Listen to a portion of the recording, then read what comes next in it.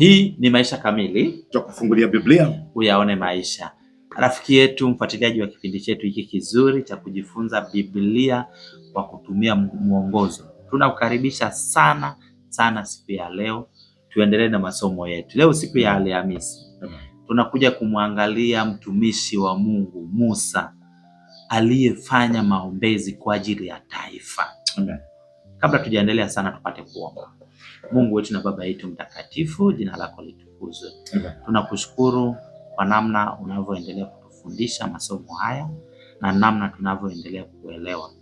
Baba, tunamkumbuka mfuatiliaji huyu ambaye amechukua muda wake, umemjalia nafasi aweze kuelewa. Mungu wetu, twende naye sambamba, ukitujalia neema yako na uelewa kutoka kwako, katika jina la Yesu Kristo. Amina. Amina. Amen. Nabarikiwa na Danieli. Mara tatu. Mara tatu. Wewe mara ngapi kwa nani? Kwa siku yao usijue. Najua ni mtu wako yeye. Lakini Enoko pia naye amenibariki. Amina. Yaani ni mtu ambaye ameshikamana na Mungu, tembea na Mungu mpaka Mungu anasema twende. Lakini Musa pia ambaye tulimuona jana naye amenibariki sana kwa sababu ya shauku aliyokuwa nayo kutafuta uso wa Mungu. Lakini pia hata kuombea watu wengine kama ndugu zake Haruni na Miriam. Leo tunaangalia jinsi alivyokuwa mwombezi kwa ajili ya taifa. Hivi unajua hao wana wa Israeli walikuwa sumbufu sana.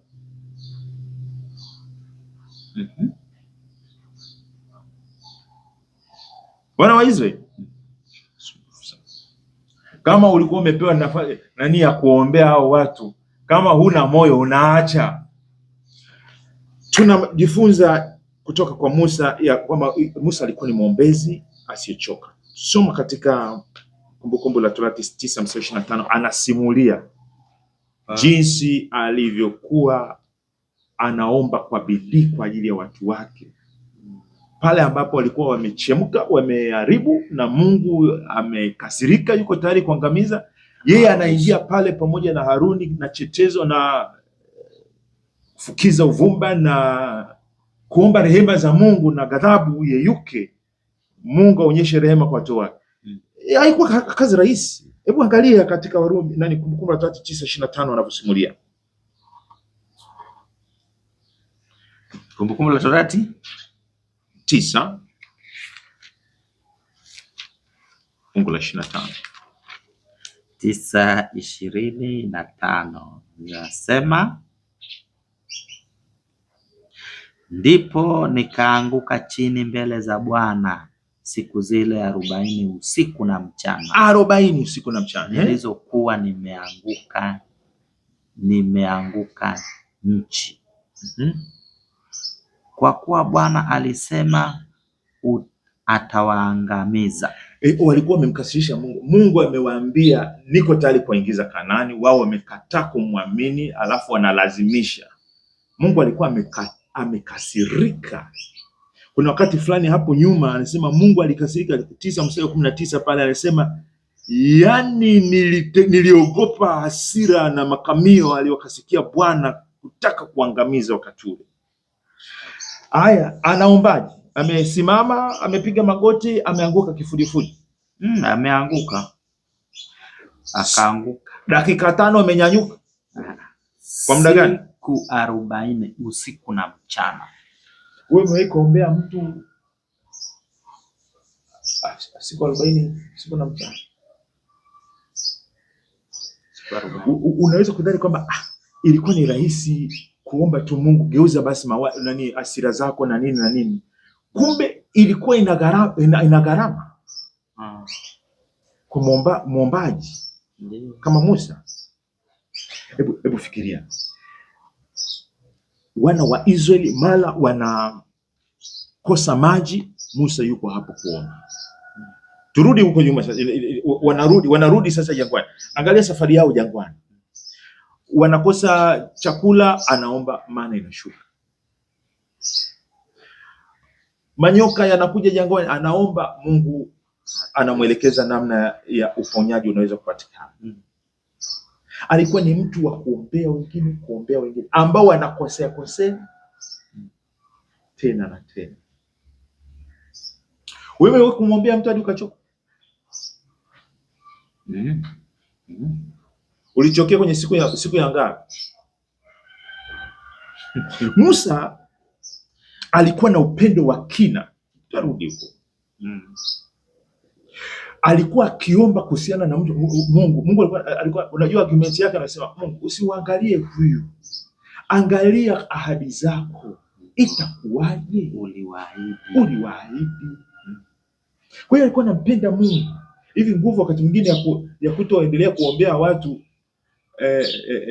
nguvu ya kushindwa kuombea watu, unajua inakosekana wakati mwingine nini? Yaani unaangalia makosa ya huyo mtu, anasema hii mara ngapi na kuombea?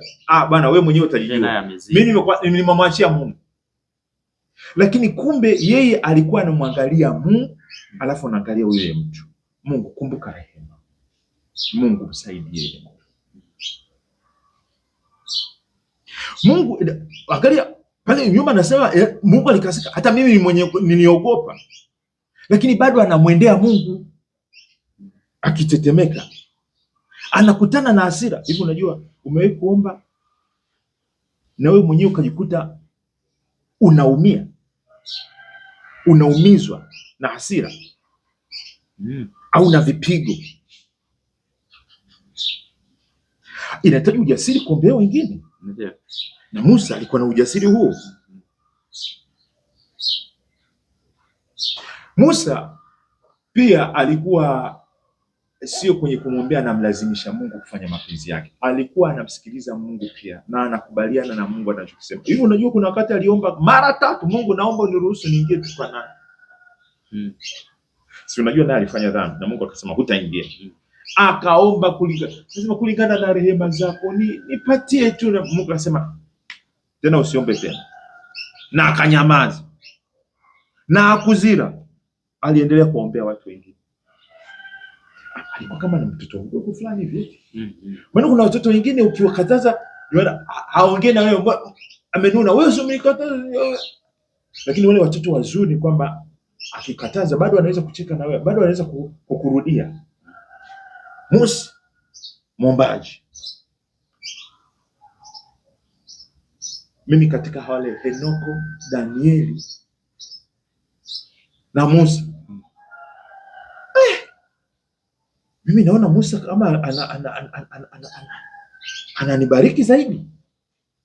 Musa anabariki kwa sababu alikuwa kiongozi, alibeba kwa ajili ya watu. Kama ni machungu, kama ni dhambi, aliyabeba kwa ajili ya watu.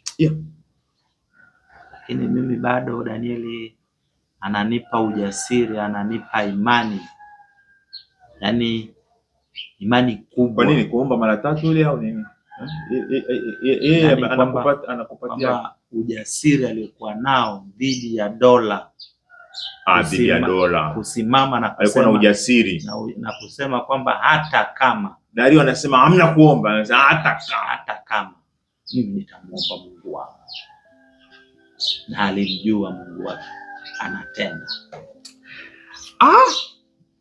Rafiki yangu, sisi leo tuko na Musa. Achana na tumeachana na Danieli, wewe ni mtu wake, lakini tuko na Musa, ni muombaji. Watu wengi wanahitaji kuombewa.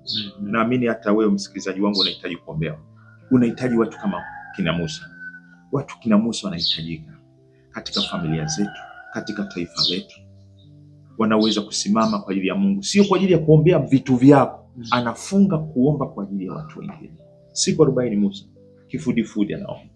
Kwani tusiombe roho ya Musa na tukawa na ukaribu na Mungu zaidi? Maana Mungu anataka wa kusimama katikati yake na watu wake. Tuombe. Baba yetu wa mbinguni, tukushukuru kwa ajili ya Musa.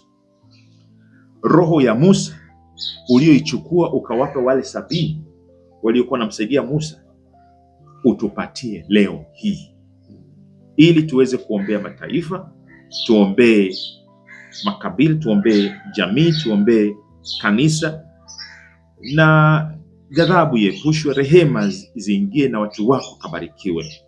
Bariki hata mtoto wako ambaye leo hii kama Musa tunamuombea, ukamtetee katika mashambulizi yote, katika ghadhabu zote, ukampatie rehema zako, ukampatie mwanzo mwingine mpya.